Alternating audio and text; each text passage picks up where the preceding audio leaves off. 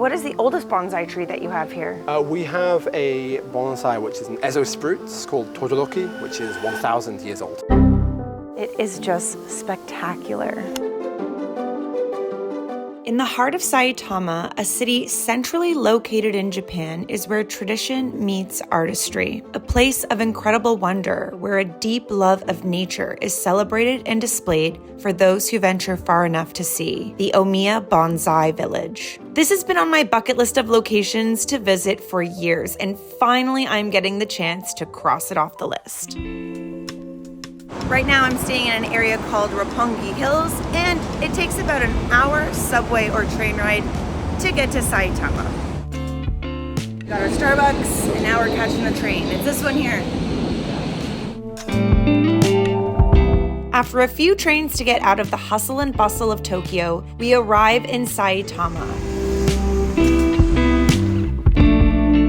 Look at how cute the train station is. They even have little bonsai trees right here. We're so excited. We have a 5-minute walk to go to get to the Omiya Bonsai Art Museum, where we're going to be doing a private tour with our new friend Henry. So let's go meet him. Guys, they have this little place to lock up your umbrellas. It really does rain that much in Japan. Like, how cute is this? My name is Harry Turton, and I am the coordinator for international relations here at the Omiya Bonsai Art Museum. This museum was opened in 2010 with the hopes of introducing bonsai to people all around the world. Nearby the museum there is the Omiya Bonsai Village, which opened in 1925. It was a bunch of bonsai artists who came together and opened their own gardens within that village. People quite struggled to go into these gardens even though they were open to the public because they didn't really know how to look at bonsai, how to properly appreciate them. It's kind of intimidating just going into a garden like that. So we hope with this museum that people will learn the basics of bonsai and especially how to view them, as there is a specific way to do so, and then they can use the knowledge they get here to then take that to the various gardens in the bonsai village. They have over 160 bonsai trees displayed in their finely manicured collection. Here in the garden we have around 60 trees always on display. These get slightly rotated depending on the season, but we tend to have the same pine trees out all the time. So this tree here is one of our most famous trees. Now looking at it, does it look like anything to you? Any shapes that come to mind? Natural or non-natural? It's hard to say actually, but is there any image that comes to mind? A wave. No, it's actually meant to look like a dragon. A dragon. Yeah. That's probably hard to say if it's natural or unnatural, as it's mythical there. So the name of the tree is called Seiryu, which means blue dragon. And what are these little bags on top? Those are actually empty tea bags with fertilizer inside of them. And this way, whenever the bonsai is watered, it disperses in and gives the bonsai nutrients. The Omiya Bonsai Museum houses an exquisite collection of these living sculptures, some of which are over a century old. What is the oldest bonsai tree that you have here? We have a bonsai which is an Ezo spruce called Todoroki, which is 1,000 years old. I'm thinking, well, it must be this 150-year-old one, but no, there's one here that's 1,000 years old. Holy, well, I can't wait to see that one.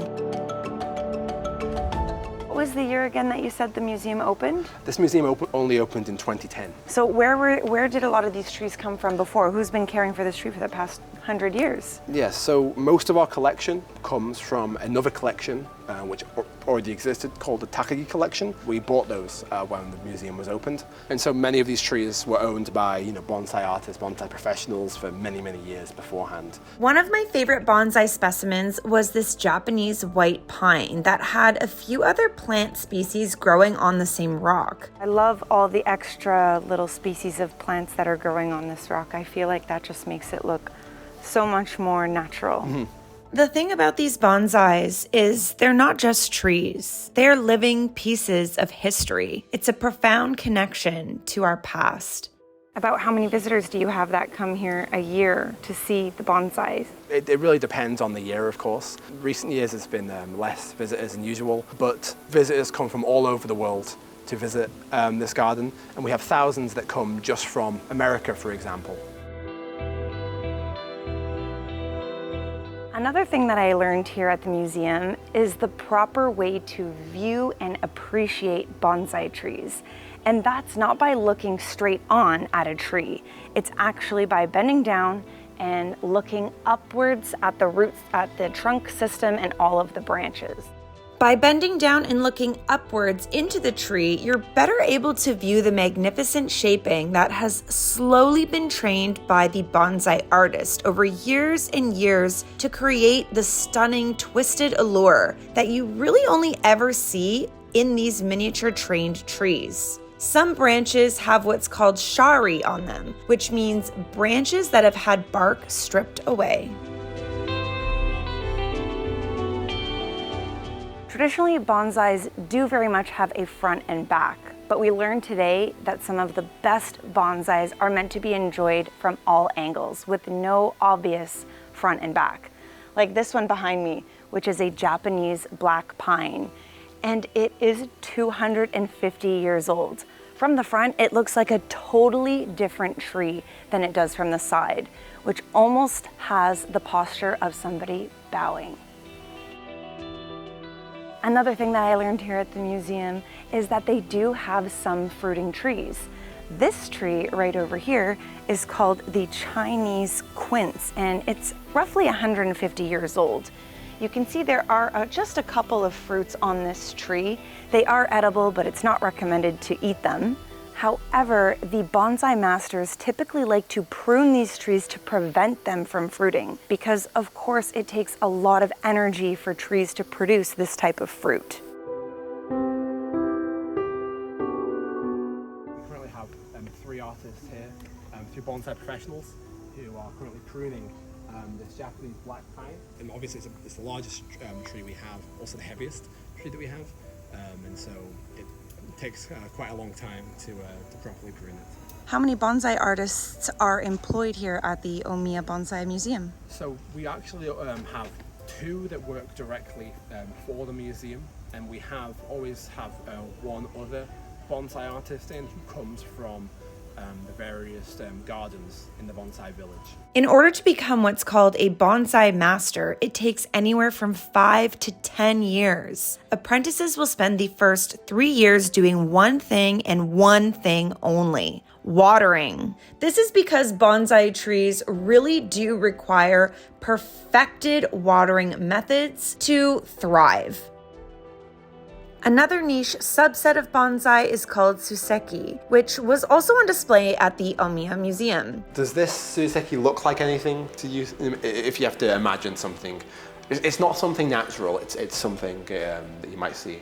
A boat? That's right. Yes. I love the imagination behind it. Yeah. I love the appreciation in the Japanese culture for something as in maybe North America we would consider this, it's just a rock. Yeah. But they find a way to just ultimately enjoy and respect the natural beauty of it. Suseki is the Japanese art of appreciating naturally formed, unaltered stones that exhibit aesthetic qualities. These stones are often chosen for their resemblance to landscapes, animals, or other objects, and they are displayed on a wooden or lacquered tray. Suseki enthusiasts appreciate the stones for their inherent beauty, unique shapes, and the emotions they evoke, making it a meditative practice rooted in nature. Remember that all these are formed naturally, and suseki are highly valued if they have not been tampered with at all by human hands.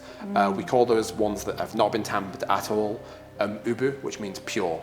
Pure, so you want a very pure suseki. Harry also showed me traditional Japanese rooms that would typically be used for tea ceremonies and how they are styled using bonsai and suseki. Now, in these traditional tatami rooms, we have numerous items which are decorated inside to kind of show off these rooms. Traditionally, you would have guests come over to you would greet them in these rooms, maybe serve them tea and a small meal, and you would use these decorations to kind of entertain them and kind of bring a certain feeling or an image into their minds. Is this method of decorating something that's still practiced today? Less so, of course, because less people have these traditional type of rooms. There's more Western rooms these days. But you do still see this occasionally, yes. I love that the bonsai tree is a way to entertain guests. I think that's so fabulous.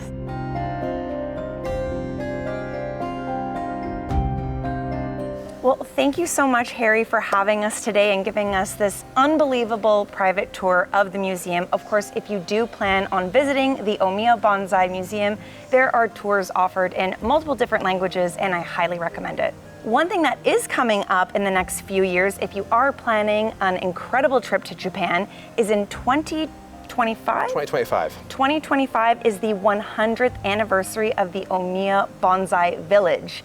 And this literally is a village, isn't it? Yes, it's a number of gardens together in the village nearby here. So this is just one of many different gardens in Saitama, in Omiya specifically. So this is just one stop of many on our adventures here in Saitama. Again, I want to thank you so much for having us. This was such an amazing experience, and I'm excited to check out some of the other bonsai gardens in the city. Thank you very much for coming. I'm glad you enjoyed yourself. After the museum, we went off exploring more of the Bonsai Village, which most of the spots did not allow photography or videos to be taken, but the village really felt like a place where time slowed down, a time capsule of sorts where you could just feel the love for bonsai in the air.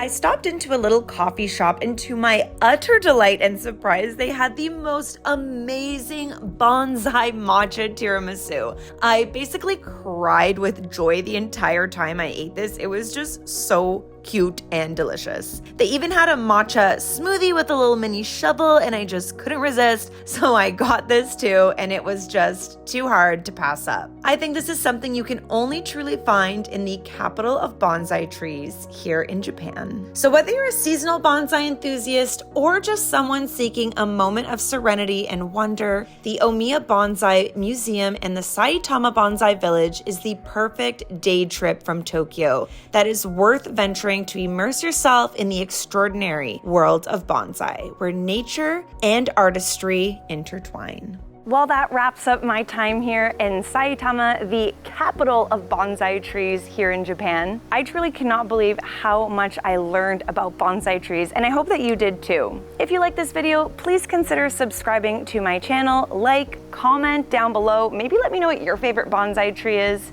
and we will see you in the next video.